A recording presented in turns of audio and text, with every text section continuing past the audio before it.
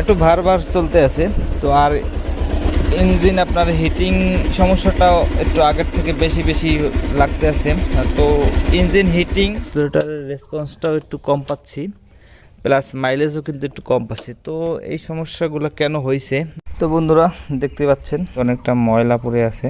এই জিনিসটা আসলে খেয়াল করবেন যদি আপনাদের বাইকের হিটিং সমস্যা বেশি দেখা যায় এবং মাইলেজ সমস্যা।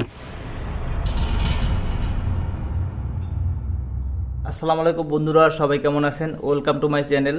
তো বন্ধুরা, আজকের ভিডিওতে আপনাদেরকে দেখাবো, দেখা যায় অনেকের বাইক আপনার অনেকদিন চালানোর পর দেখা যায় মাইলেজ একটু কমে যায়, তারপর দেখা যায় ইঞ্জিন হিটিং সমস্যা দেখা যায়, তারপর দেখা যায় অ্যাক্সিলারেটরের আপনার থ্রোটল রেসপন্সটা আর কি তেমন একটা ভালো পাওয়া যায় না। তো এই সমস্যাটা কেন হয় এবং এই সমস্যাটার সমাধানটা কি, তো সেই বিষয়টি নিয়ে আজকে ভিডিওটা। তো সম্পূর্ণ ভিডিওর সাথে আমি আছি গরিব বাইকার। তো সঙ্গেই থাকুন, আশা করি আজকের ভিডিওটা দেখলে আপনাদের অনেকের বাইকেরই সমস্যাটা সমাধান হয়ে যাবে। তো বন্ধুরা, আমার এই বাইকটায় আপনার থ্রোটল রেসপন্স একটু কম পাচ্ছি এবং দেখা যায় হুটহাট বন্ধ হয়ে যায়। তো একটু ভার ভার চলতে আছে। তো আর ইঞ্জিন আপনার হিটিং সমস্যাটাও একটু আগের থেকে বেশি লাগতে আছে। তো ইঞ্জিন হিটিং সমস্যা এবং আপনার অ্যাক্সিলারেটরের রেসপন্সটাও একটু কম পাচ্ছি, প্লাস মাইলেজও কিন্তু একটু কম পাচ্ছি। তো এই সমস্যাগুলো কেন হয়েছে? আমার মনে হচ্ছে এয়ার ফিল্টারটা ক্লিন করতে হবে। অনেক দিন হয়েছে আর কি এয়ার ফিল্টারটা দেখা হয় না। তো দেখবো যে আসলে এয়ার ফিল্টারের কি অবস্থা। তো এয়ার ফিল্টার থাকে হচ্ছে আপনার ডান সাইডে, পালসার বাইকে আপনার ডান সাইডে থাকে। তো এখানে একটা, দুইটা, তিনটা, চারটা নাট আছে। চারটা নাট খুললে আসলে এয়ার ফিল্টারটা বের হয়ে যাবে। তো এটা 8 নাম্বার নাট। তো 8 নাম্বার নাট চারটা খুলতে হবে।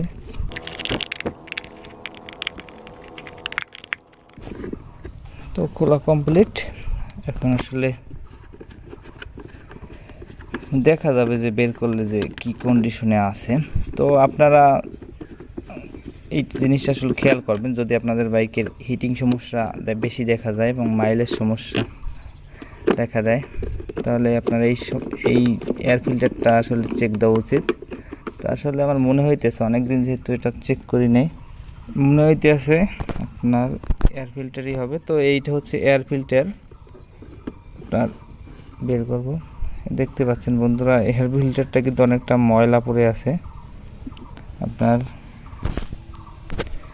ক্লিয়ার দেখা যাচ্ছে কিনা জানি না, এই যে অনেকটা ময়লা। তো এটা আমি ক্লিন করব। তো এটার এই পাশে একটা ছাঁকনি থাকে, তো এটা ক্লিয়ার আছে, এটা দরকার নেই।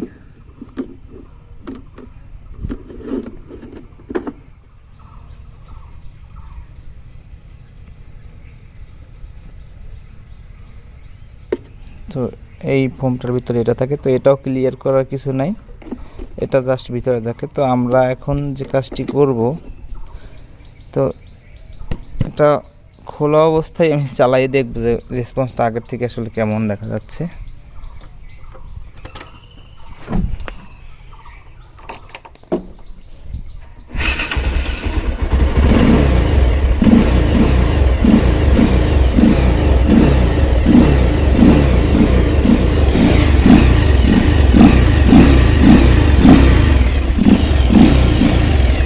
আসলে আগের থেকে একটু রেসপন্সটা ভালো পাওয়া যাইতেছে। তো এয়ার ফিল্টার খোলা চালানো ঠিক না, কারণ এখান থেকে ধুলাবালি ঢুকবে। তো এর থেকে আমি এটা ক্লিন করার পর তারপরে আবার স্টার্ট করে দেখব যে কী অবস্থা হয়।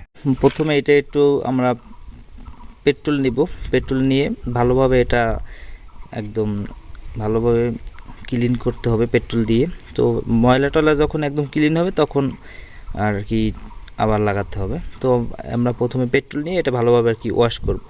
তো বন্ধুরা, এই তেলের ভিতরে আমি এটা একদম ভিজিয়ে দেব। দেখেন যে তেল কিন্তু একদম খেয়ে ফেলছে। তো এরপর আমি আবার কি করব, দেখেন যে তেলের কালারটা কতটা কালো হয়ে গেছে। এভাবে করতে করতে অনেকবার করতে হবে। তো আমি ক্লিন করার পরে আবার লাগাবো। তো আপনার এই এয়ার ফিল্টারটা আপনি ইচ্ছে করলে নতুন লাগাতে পারবেন, 120 টাকা 150 টাকা দাম নিতে পারে। তো আমার এটা চেষ্টা করব, যদি ভালোভাবে ক্লিন না হয় আমি এবার পরে নতুন লাগাই নেব। তো আপাতত একটু ক্লিন করার দরকার, তারা ক্লিন করে নিতে পারবেন এভাবে আর কি, সেটাও আর কি দেখানো হলো। দেখেন যে পানিটা কতটা কালো হয়ে গেছে। তো আশা করি মোটামুটি ক্লিন হয়ে যাবে আর কি। বন্ধুরা দেখতে পাচ্ছেন যে কতটা কালো হয়ে গেছে, আর এগুলো কিন্তু মোটামুটি ক্লিন হয়েছে, আপনারা দেখতে পাচ্ছেন। তো এটা ঘাম দিয়ে লাগানো থাকে 2টা পার্ট, তো ছুটে গেছে। তো এটা আবার আবার আমি ক্লিয়ার করে আবার ভালোভাবে ঘাম দিয়ে লাগিয়ে দেবো, আপনাদের সবই দেখাবো। তো এই তেলটা চেঞ্জ করে আবার নতুন তেল নিতে হবে, তো তারপর আবার ক্লিন করতে হবে। তো আমি যে কয় টাকার তেল নষ্ট করতেছি, এর থেকে মনে হয় নতুন কিনে নিলে ভালো হইতো। তো যদিও আপনাদের তেমন একটা তেল লাগবে না, 250 মিলি তেল হলেই আপনাদের হয়ে যাবে আর কি। এখানে হয়তো 150 গ্রামের মতো তেল আমি নষ্ট করছি, তো 800 গ্রাম লাগবে। আমারটা অনেকটা বেশি ময়লা হয়েছে। এখন আমরা তেলের চাবিটা অফ করে আপনার এই যে কার্বোরেটরের নিচে যে নাটটা দেখতে পাচ্ছেন, এই নাটটা লুজ করে দেব। লুজ করে দিলে ওই ওই পাশে একটা পাইপ আছে, যে পাইপটা দেখতে পাচ্ছেন, এই পাইপটা ওই সাইডে গেছে। তো ওই সাইডে দেখতে পাচ্ছেন যে এই তেল কিন্তু পড়তে আছে। তো এই কার্বোরেটরের সম্পূর্ণ তেলটি ফেলে দিলে আপনাদের আর কি এই কার্বোরেটরের ভিতরে ময়লা টয়লা সব বের হয়ে যাবে। অলরেডি দেখতে পাচ্ছেন যে ওই হালকা হালকা কিন্তু ময়লা বের হয়েছে। তো কার্বোরেটরের ভিতরে কিন্তু অনেকখানি তেল থাকে, দেখতে পাচ্ছেন যে এখনও কিন্তু পড়তে আছে। এই পড়া কমপ্লিট। তো এখন আমি এই নাটটা আবার টাইট দিয়ে দেব। তারপরে চাবিটা অন করে দেবো। চাবিটা অন করার সাথে সাথে কিন্তু স্টার্ট নেবে না, কারণ এইখানে এই তেলটা এই ফুয়েল ট্যাঙ্ক থেকে যেতে যেতে অনেকটা সময় লাগবে, আপনার 30 সেকেন্ডের মতো। তো এই পর্যন্ত ফুল হওয়ার পর স্টার্ট নেবে। তো ওই তেল দিয়ে আবার ওয়াশ করতে আসি, যে তেলটা আর কি কার্বোরেটর থেকে বের করলাম। তো এতখানি তেল নষ্ট করার কোনো দরকার নাই। তো আমি প্রথমে এটা আর কি ভিজিয়ে রাখবো।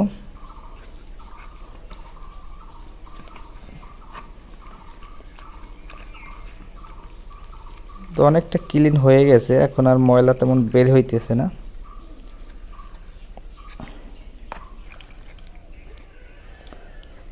এখন আবার কালো হয়ে গেছে কিন্তু।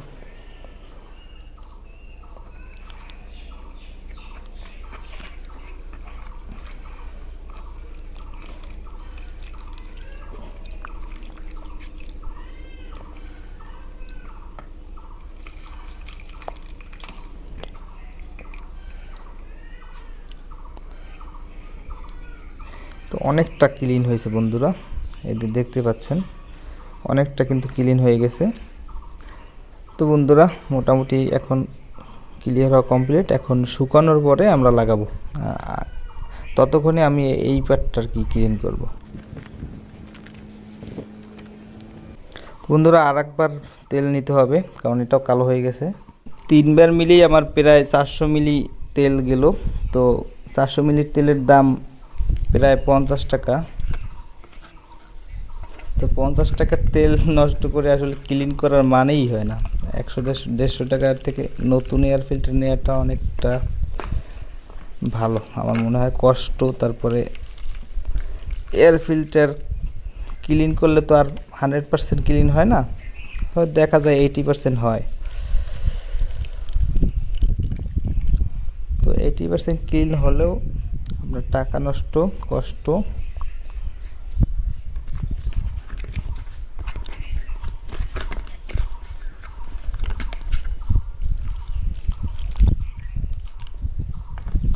মোটামুটি ক্লিন হয়েছে।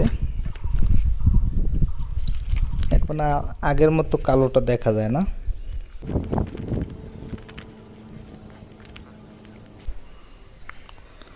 দেখতে পাচ্ছেন বন্ধুরা অনেকটা ক্লিন হয়ে গেছে, আর এটা তো অনেকটা ক্লিন। তো এখন আমরা এটা ভালোভাবে লাগাবো। এখনো হালকা হালকা ময়লা দেখা যাচ্ছে, কিন্তু ততটাও নাই।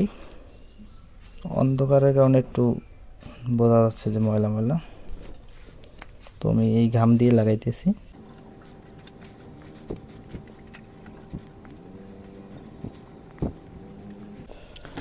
তো এখন এই যে একটু উঁচু জায়গা, তো এইটা হচ্ছে সামনের দিকটা, তো এইটাও একটা উঁচু জায়গা আছে। তো আমরা আসলে দেখে শুনে লাগাবো।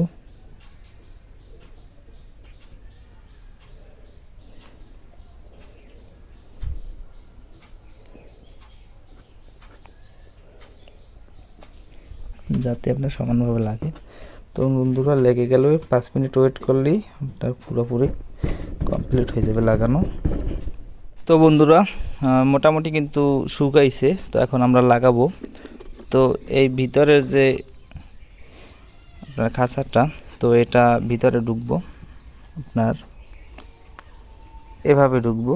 এই যে বের করার যে একটা ধরনী, তো এইটা এভাবে থাকবে, এই কারণে এভাবে আর কি হবে টোটালটা। তো এটা আমি এক হাত দিয়ে ঢুকাইতে পারতেছি না, আমি মোবাইলটা অফ করে তারপর ঢুকাই আবার আসতেছি। তো বন্ধুরা দেখতে পাচ্ছেন যে ভিতরে ছাঁকনিটা ঢুকালাম। তো এখন এভাবে ভরে দিলেই হবে। তো এয়ার ফিল্টার ক্লিন করা কমপ্লিট, নাট কয়টা লাগাই দিলে হবে। নাট কয়টা লাগানো কমপ্লিট। এখন আমরা বাইকটা স্টার্ট করে দেখব যে আসলে আগের থেকে রেসপন্সটা কেমন দেখা যাচ্ছে। বিসমিল্লাহির রহমানির রহিম।